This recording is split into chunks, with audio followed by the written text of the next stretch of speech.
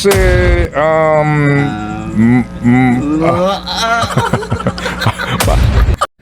Magandang araw po sa inyo kaibigan. Ayan, nagbabalik naman po tayo sa reaction natin, no? Meron po tayong gagawa na reaction po ngayon. Pero bago po yan, no, please po paki-like po ng ating video, share and subscribe. Ayan, isang like na po, masaya na po tayo dyan. Ang nagbabalik po si Sir Ted Filon. Ayan, gagawa natin na reaction po itong interview niya kay Yussi Claire Castro. Ewan ko ba, bakit maraming galit dito kay Yussi Claire Castro? Maganda naman, di ba? Diba? Kung titignan mo yung itsura, maganda naman talaga eh. So kaya kabayan, no, hindi ko na po patatagalin. Ayan, umpisahan na po natin. Pasok po, Sir Ted Filon. pero sinasabi ng mga tao, ang problema namin, inflation pa rin.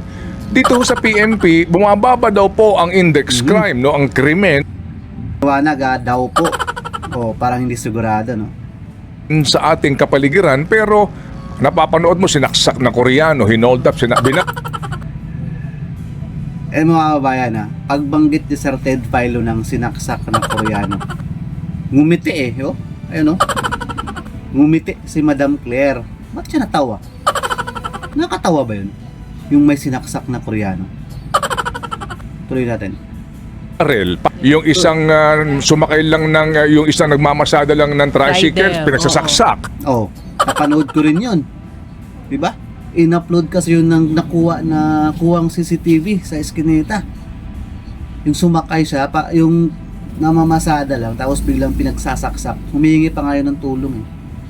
So, ito yung mga bagong balita na bilis mag-viral talaga sa Facebook, bago sa YouTube. Ayan, panoorin natin, tuloy natin. Yun, ospital. Nakita mo itong basag kotse ngayon. Yun. I mean, to be more pragmatic about this, parang hindi rin po sigurong makatotohanan yung sinasabi ng PNP na bumababa ang krimen, pero ang amin na babalitaan at mapapanood, puro krimen. Yun. So, ibig sabihin, Sir Ted, parang fake news. So, parang fake news pala yung pagbaba daw ng krimen. Diba? Kung tutusin nga naman talaga kahit saan, diba? So, panoorin po natin yung dito ni Yussi Claire Castro, yung sagot niya kay Sir Ted. Panoorin natin. Yun na nga po sa nangyayari. Kaya yan din po yung pag-uusap namin sa mainstream. Kasi po, ang na-news talaga, yung mga isolated cases na tulad niyan. Hindi naman po yan isolated case. Kasi nga halos araw-araw na nga, di ba? Paano maging isolated yan? Halos araw-araw na may kasong ganyan. Kasi ako po, ngayon, paglabas ko sa bahay, wala naman ako nakikitang saksakan. Ayun mga kabayan, no? Paglabas siya na ng bahay, wala daw siya nakitang saksakan. Kung ililiteral natin, wala naman lang saksakan sa labas ng bahay. Ang saksakan na sa loob ng bahay, yung outlet. Pero yung sinabi niya kasi, parang gusto niyang i-admit niya na totoo yung mga saksakan na yun. Gusto niya, tipo paglabas niya, meron ganong nangyayari. Madam Claire, ang tanong kasi, wala ka naman kasi doon sa mga squatter area eh. 'Di ba? Andun ka naman sa subdivision, wala naman lang saksakan na mangyayari doon. Paano kung i-try mo kayang maglakad doon sa mga madidilim na lugar, mga madidilim na eskineta? Kung di ka matatakot ba talaga? Pagpunta ko dito sa palengke, wala naman ako nakikitang snatching.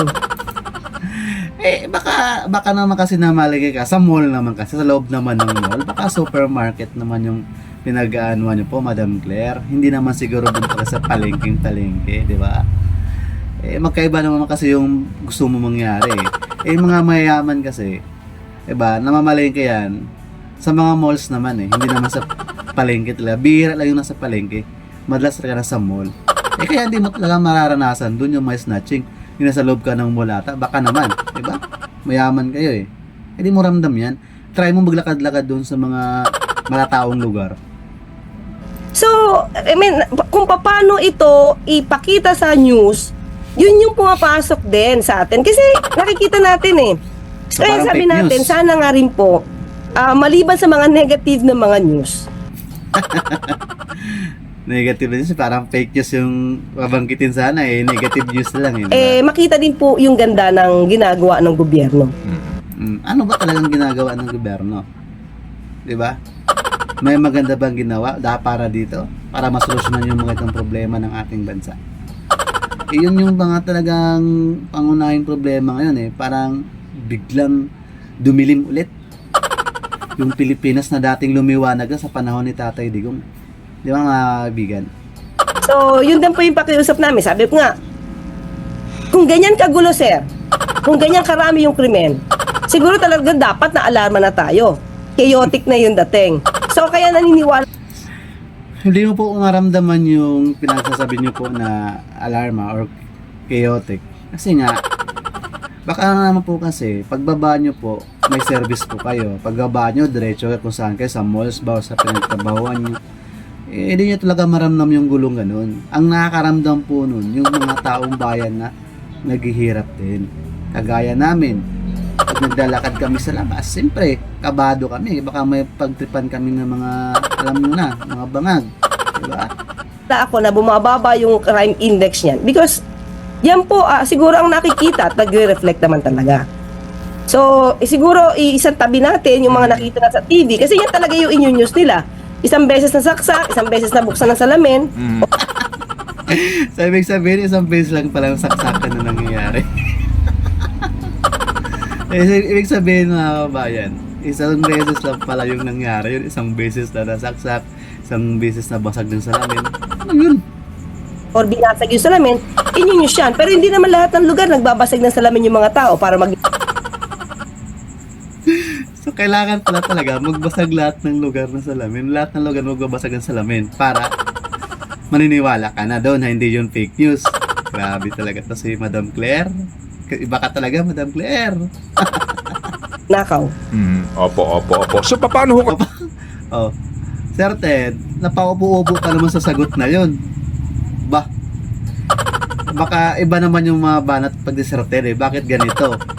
Pagdating kayo si Claire, paupo-upo na lang. Tingin nyo mga kaibigan. Kaya yun, ma'am, kung kasi,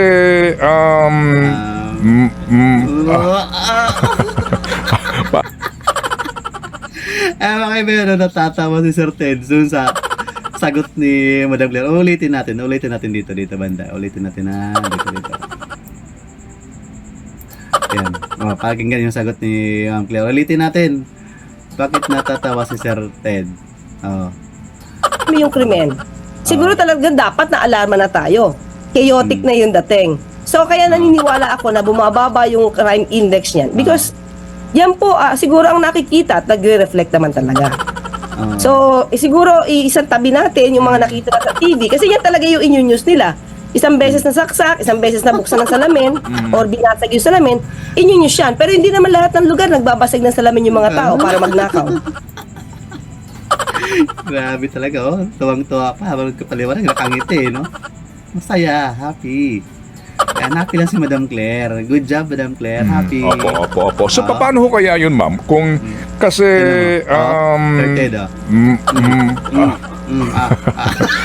parang, paano kaya? Ay, natatawa si Sir Ted sa sagot ni Madam Claire, eh, ano? Di ba, mga kaibigan? Tingin nyo kung kayo, matatawa din ba kayo? Ayan, kaibigan, no? Kumbaga, kayo na po yung umusga doon sa mga sagutan ni Madam Claire. Diba? Asa ako, masaya lang ako doon sa kwento ni Madam Claire kay Sir Ted. Pati naman si Sir Ted, napaupo-upo, ano? Aba, Sir Ted. So yan ba, kaibigan, no? Hanggang dyan lang po muna tayo. Salamat po. Please like, share, and subscribe po. Yun po. Bye-bye. God bless.